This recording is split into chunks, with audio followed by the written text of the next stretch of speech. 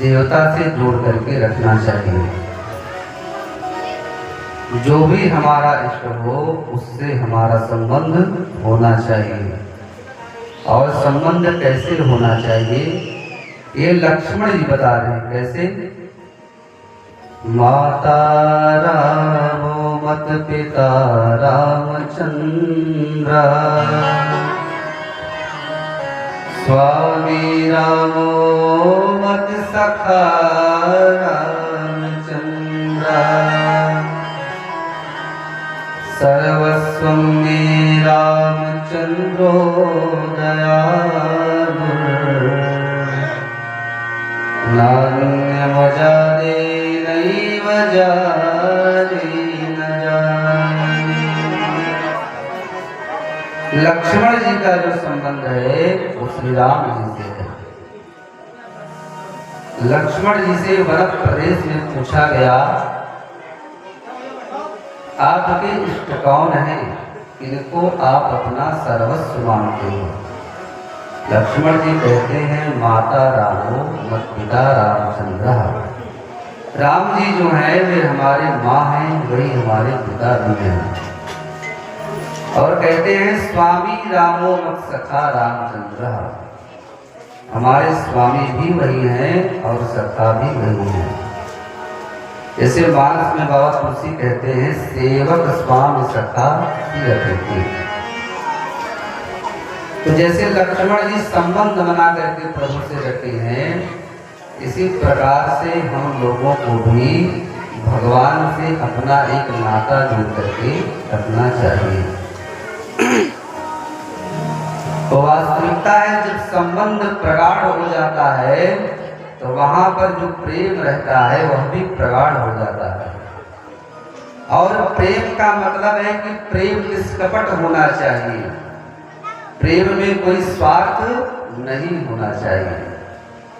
अगर लक्ष्मण जी का स्वार्थ होता तो 14 वर्ष वनवास भी राम जी के साथ में नहीं जाते। तो निष्कपट प्रेम लेकर के लक्ष्मण जी राम जी के साथ वन को गए। और यहाँ तक कि अगर प्रेम के विषय में देखा जाए तो मानस में भरत जी के जैसा कोई प्रेमी नहीं दिखा और भागवत में गोपियों के जैसा प्रेमी नहीं दिखा। प्रमाण राम जी वनवास में जिस विषय वस्तु का सेवन करते हैं उसी प्रकार से भरत जी भी यहाँ पर नंदी ग्राम में वैसे रहते थे। राम जी कुशासन बिछा करके लेटते हैं तो भरत जी भी कहीं किसी प्रकार से कोई मखमल का गद्दा नहीं बिछाते हैं। वे भी राम जी की तरह कुशासन पर लेटते हैं। जैसे राम जी के चरणों में परत त्राण नहीं है, जूता नहीं है, कोई चप्पल नहीं, कोई खड़ाऊ नहीं है, उसी प्रकार से भरत जी के चरणों में भी नहीं है।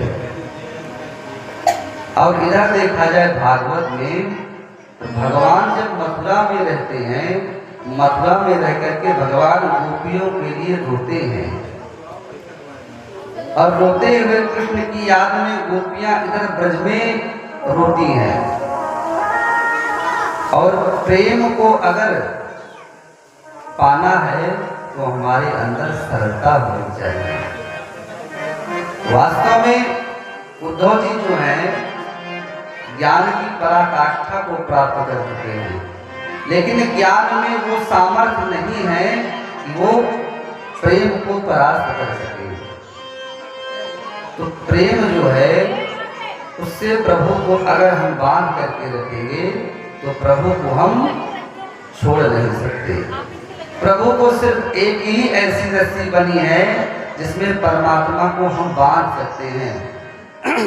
नहीं तो महाराज आपने कथा सुनी है, माँ यशोदा लाला को रस्सी से बांधने के लिए दौड़ती रहती हैं, लेकिन एक बीता कहीं पर 8 अंगुर रस्सियां कम पड़ जा रही हैं।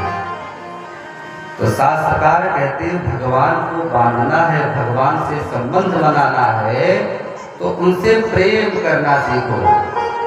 अगर महाराज जीवन में प्रेम नहीं है ना तो जीवन की जो सार्थकता है वो बेकार है।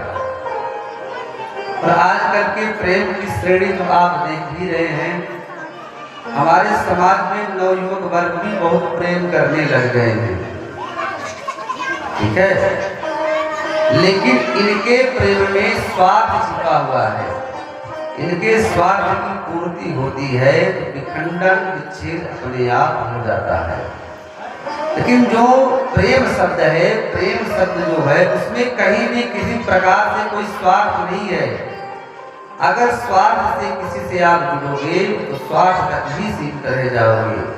और भगवान स्वार्थ के विषय नहीं है, भगवान प्रेम के विषय हैं। और प्रेम को नारद भक्ति सूत्र में कहा गया है अनिर्वचनीयम प्रेम स्वरूपम।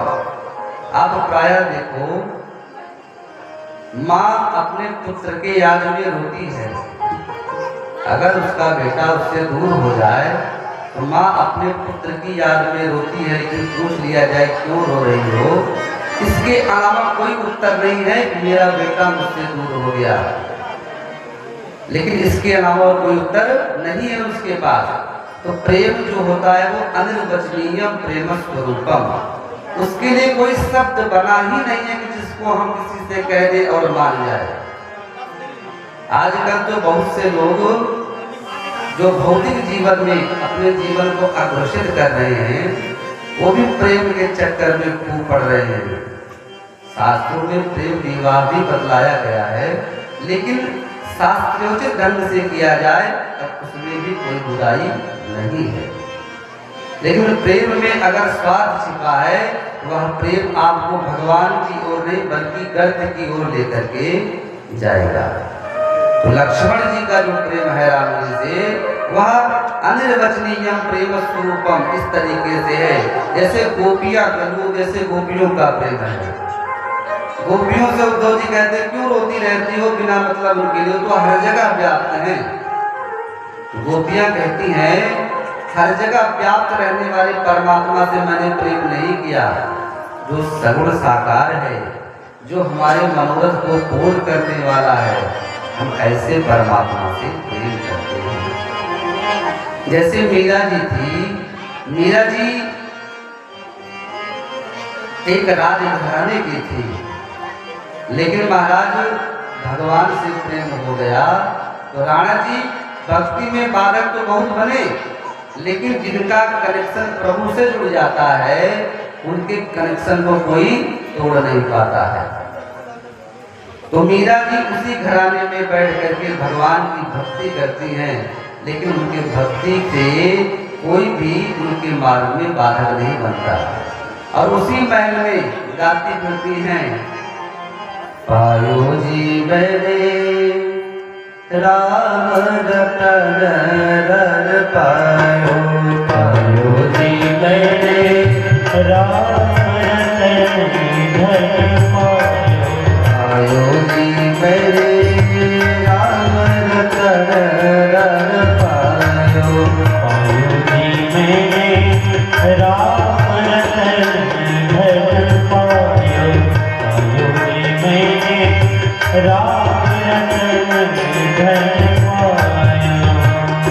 वस्तु अमोलक दीनी मेरे सद्गुरु, वस्तु अमोलक दीनी मेरे सद्गुरु, वस्तु अमोलक दीनी मेरे सद्गुरु, वस्तु अमोलक दीनी मेरे सद्गुरु, वस्तु अमोलक दीनी मेरे सद्गुरु, वस्तु अमोलक दीनी मेरे सद्गुरु, कृपा करी अपना